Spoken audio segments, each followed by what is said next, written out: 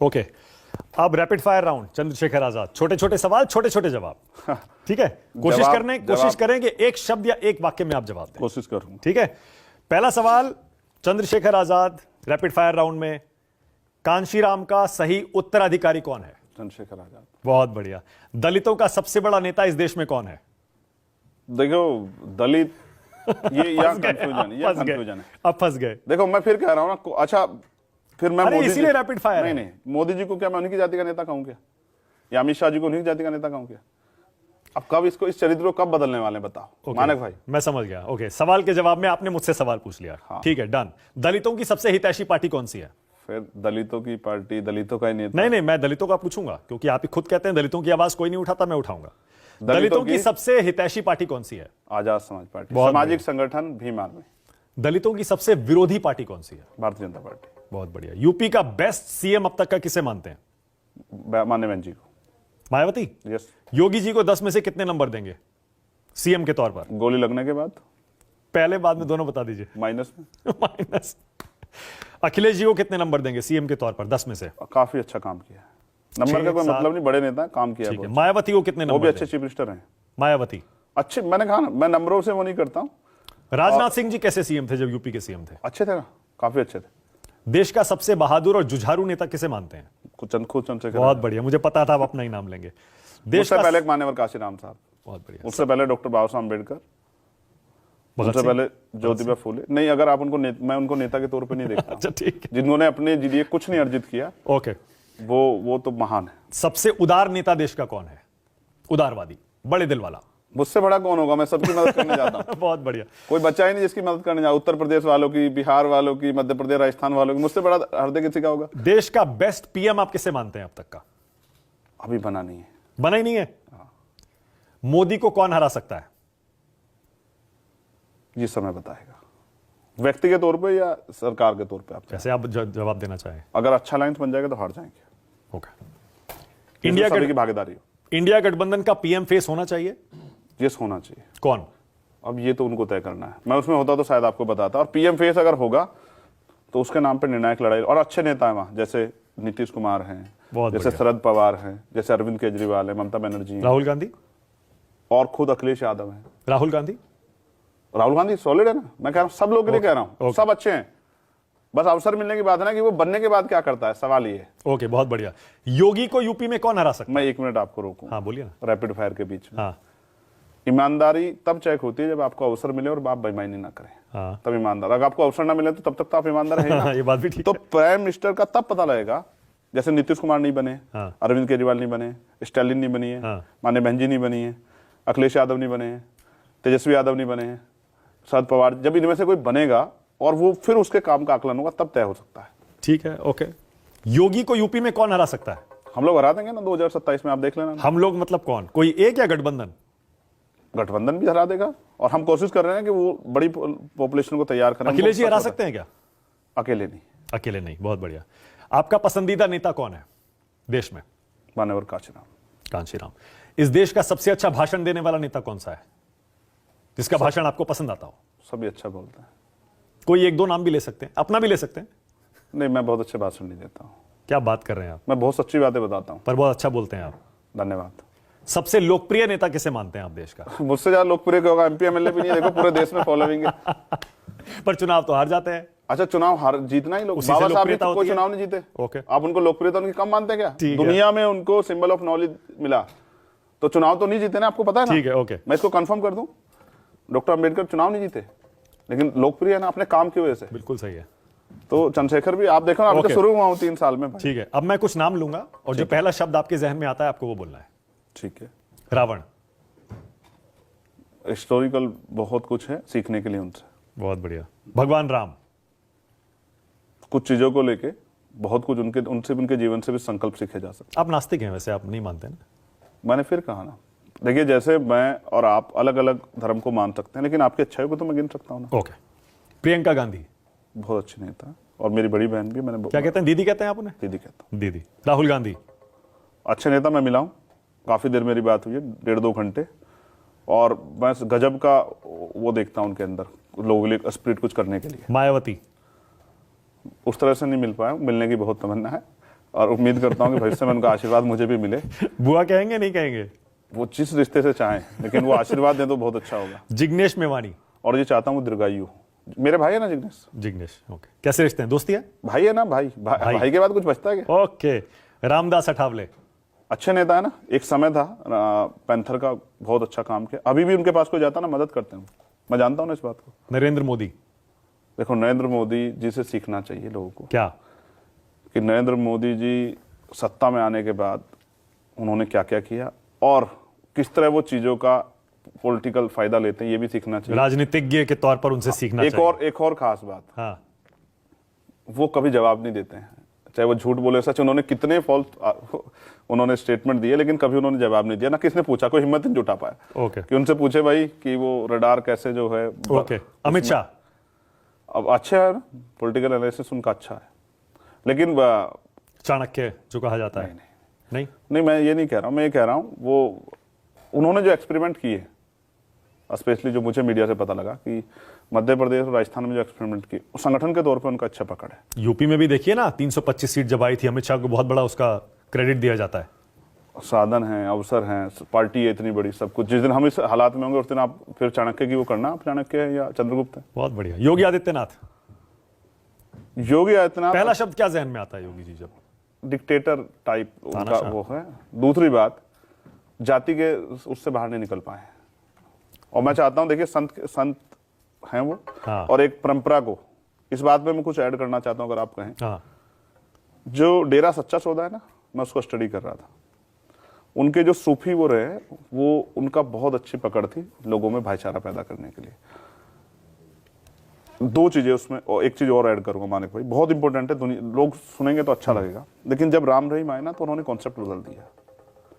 तो जैसे जहां इस नागपंथ में योगी आदित्यनाथ हैं, उनसे जो बड़े वाले गुरु थे वो एक अलग वो थे, और जब ये आए इन्होंने उसको बदल दिया। ऐसे ही जो सिक्खी है, जो हमारे पहले 9 गुरु हैं, वो एक अलग वो थे, लेकिन मार्शल आई गुरु गोविंद सिंह जी के उससे, जब उन्होंने कहा कि भाई मुझे पंच प्यारे चाहिए। तो ये एक अलग अलग वो है। आज जो वो कर रहे हैं, योगी जी कर रहे हैं, उसका खामियाजा, क्योंकि कई घटनाओं में जैसे उन्होंने जो वादे किए, संत को अपने कमिटमेंट को नहीं छोड़ना चाहिए। उन्होंने कहा कि भाई हाथरस के परिवार को मैं नौकरी और एक सरकारी घर दूंगा, आज तक नहीं दिया, तो ये कमिटमेंट उनको डाउन करता है। दूसरा, अभी इंदु शेखर के परिवार की हत्या हुई, इंदु शेखर की मेरठ में एक मिस्त्री की, जिसने अपने 2.5 लाख रुपए मांगे और एक ताकतवर व्यक्ति ने उसको मारकर लटका दिया। वो कभी दलितों को उस तरह से, कमजोरों को उस तरह ट्रीट नहीं करते हैं जिस तरह से वो अपने साथ के लोग करते हैं, और हमेशा वो आरोपियों के साथ खड़े से दिखाई देते हैं। ये उनकी छवि के लिए अच्छा नहीं। ओके। जयंत चौधरी। भाई अच्छे नेता है ना, भाई है ना, मैं तो, और अच्छे नेता है बहुत। मैं तो, हमारी काफी बात हुई, बहुत दिलचस्पी है उन्हें कांग्रेस किसानों को लेके। ओके। अखिलेश यादव। अब भाई है ना, मैंने कहा ना भाई, और बड़े अच्छे नेता हैं अखिलेश उत्तर प्रदेश के। हाँ, ओके। ओवैसी। अच्छे नेता भाई, अपने लोगों के लिए जितना वो खुल के बोलते हैं शायद ही कोई बोलते हैं। कन्हैया कुमार। मिला नहीं हूँ, एक बार शायद मंच पे मिला हूँ, और वो था जब मैं जेल से आया था, उसके बाद मिला नहीं। अब तो देखिए कहां से कहां पहुंच गए, कांग्रेस की CWC में शामिल हो गए। अच्छी बात है ना, अच्छे अगर अच्छा काम कर रहे हैं तभी तो आगे बढ़ रहे हैं। ओम प्रकाश राजभर। एक दिन झूठ बोला उन्होंने क्या? मुझे लेके, क्या?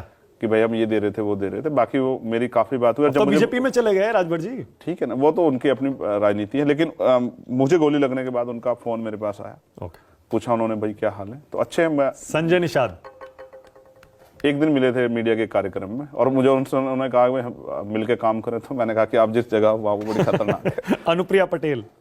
अच्छी है ना, उनके फादर को मैं बहुत वो करता हूँ, रिस्पेक्ट करता हूँ, सोनेलाल पटेल जी, और किस तरह से सामंतियों ने उनके साथ अन्याय किया भाजपा। तो अनुप्रिया जी को नहीं करते हैं रिस्पेक्ट? नहीं, बड़ी नहीं मानता, मतलब पिछड़ा एनडीए में चला गया तो वो पिछड़ा नहीं रहता है? नहीं नहीं, ऐसा नहीं, कौन कह रहा है, अभी तो मेरी बात ही नहीं पूरी हुई। हाँ। आप अपने मन की इच्छा को कुछ लागू करना चाहते हैं, अलग है। देखो, हाँ। एक तो महिला है और ज्यादा रिस्पेक्टफुल हो जाती है। हाँ। कि एक महिला का, पिछले वर्ग से आने वाली महिला का राजनीति में आगे बढ़ना, ये बहुत वो है। दूसरा, मैं उनसे एक बार मिला मीडिया के कार्यक्रम में, और मैंने उनसे कहा कभी आप मिले तो पूछना कि आपको इस पद की दावेदार होना चाहिए। तो उन्होंने कहा कि चंद्रशेखर मेरे बारे में मत कहो, अगर भाजपा के लोगों ने सुन लिया तो नुकसान हो सकता है। केशव प्रसाद मौर्य। मिला नहीं हूँ भाई, वो पिछड़े वर्ग के नेता हैं, बीजेपी में इतने बड़े पद पर हैं। मैंने कहा मिला नहीं। आपकी राय क्या है उन पर? अच्छा है, जिस पोस्ट पे हैं, और आप कहते हैं ना बीजेपी में तो जगह नहीं मिलती पिछड़े लोगों को। देखिए डिप्टी सीएम बना के रखा है उनको कितने साल से, चुनाव हारने के बाद भी। ये लाइन मैंने कब कही? आप ही कहते हैं बीजेपी पिछड़ों पर अत्याचार करती है, उनको जगह नहीं देती। उनके बच्चे देखो ना, 20,000 बच्चे उनके सड़कों पे धक्के खा रहे हैं और आमरण अनशन कर रहे हैं, और वो जब कार्यालय जाते लाठी मारते हैं उनको। मैं ये कह रहा हूं बीजेपी इन वर्गों के नेताओं को पॉलिटिकल पावर नहीं देती, ओके, और उनसे अपना एजेंडा लागू कराती है। चाहे वो उनसे करवाएं, राजस्थान वालों से, उनसे मध्य प्रदेश वालों से, अब जो बनाए, और चाहे किसी और से कराओ। केशव प्रसाद मौर्य को स्टूल पे बिठा के रखा, यार क्या बात करते हो आप, इससे ज्यादा सम्मान क्या देती है? ओके, पप्पू यादव, वो चीफ मिनिस्टर के दावेदार थे या नहीं थे, आप बताओ। अच्छा मुझे छोड़ो, 2017 में उन्हीं के नाम पे चुनाव लड़ा ना, तो वो दावेदार थे या नहीं थे? क्यों उनका अधिकार छीना? ओके, पप्पू यादव, सच कहा। ऑलराइट, पप्पू यादव बहुत अच्छे नेता हैं, जितना कर सकते हैं, अवसर नहीं मिले उनको उस तरह से, लेकिन जितना कर सकते हैं करते। तेजस्वी यादव अच्छे नेता हैं और वो बहुत कुछ कर रहे हैं, और उसके लिए, बिहार के लिए अच्छा है। नीतीश कुमार डाउन जमीन से उठ के लालू जी और नीतीश जी बहुत पहचान बनाई है, और मैं समझता हूं कि वो एक निर्णायक कड़ी हो सकते हैं इंडिया अलायंस में। पीएम बन सकते हैं। अब ये तो इंडिया अलायंस को तय करना है। चिराग पासवान, कभी व्यक्तिगत मुलाकात नहीं हुई, लेकिन ठीक है, कुदरत उनको भी अवसर दे। भाई दलितों के नेता हैं, पूरा थोड़ा ही है। रामविलास पासवान की पार्टी पूरी दलितों की रामविलास पार्टी। पासवान जी का रिस्पेक्ट करता हूं दिल से, वही थे। तो चिराग नहीं है? नहीं, मंडल कमीशन में उनका बहुत बड़ा रोल है। चिराग तो अभी आए ना, अवसर नहीं मिले ना उस तरह से बेचारे। मंडल कमीशन में उनका बहुत बड़ा रोल है, लेकिन देखो चिराग भाई को ये सीखना चाहिए कि जिस तरह से मोदी जी ने रामविलास पासवान जी का अपमान किया, उनको घर खाली करा दिया, उनकी तस्वीरें फेंक दी, ये बीजेपी ने बहुत बड़ा अपमान किया।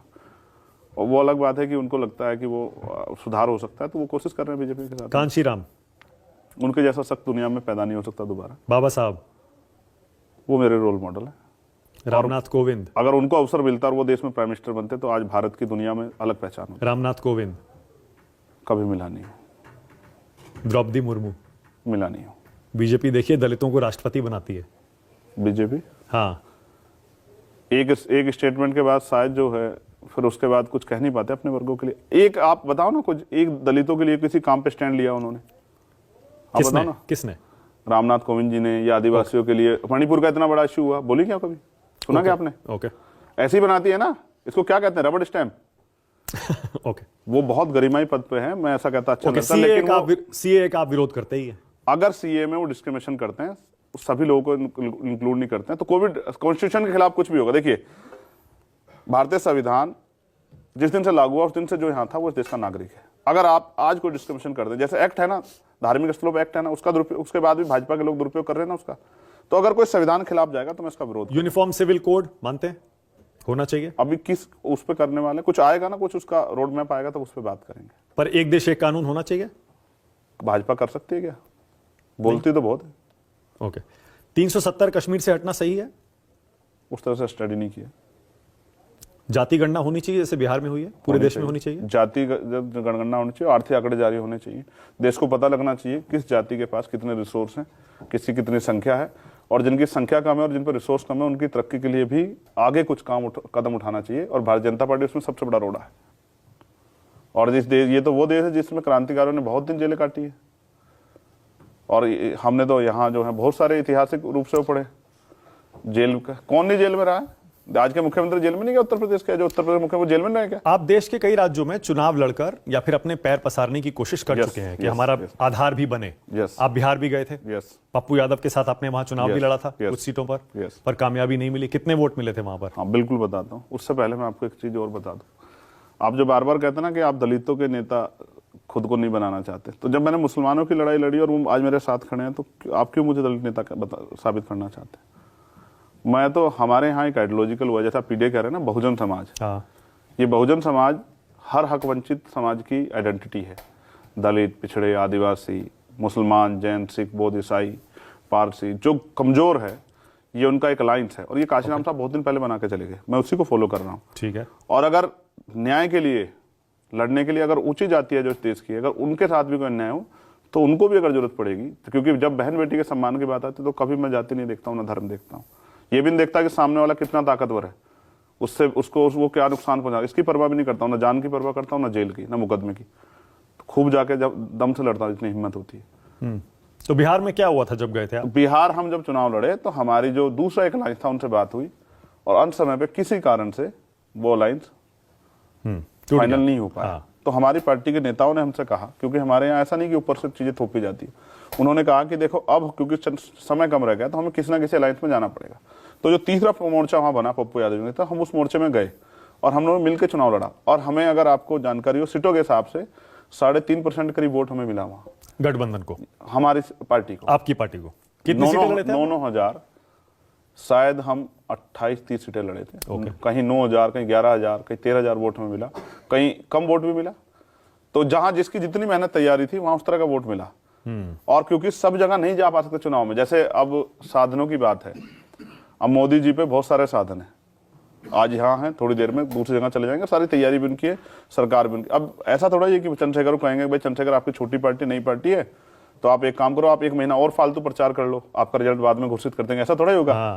भाई जिन पार्टियां, जो स्थापित पार्टियां, उन पे जो साधन है वो उनका प्रयोग कर रही है, हमें परमिशनों की भी दिक्कत होती है, तो हमारी नई पार्टियां, हमें ज्यादा मेहनत करनी पड़ती है और समय सब पे वही बराबर है कि जैसे राजस्थान में 3 तारीख को रिजल्ट आना, मेरे लिए 30 में थोड़ा ही आएगा, 3 में ही आएगा ना भाई।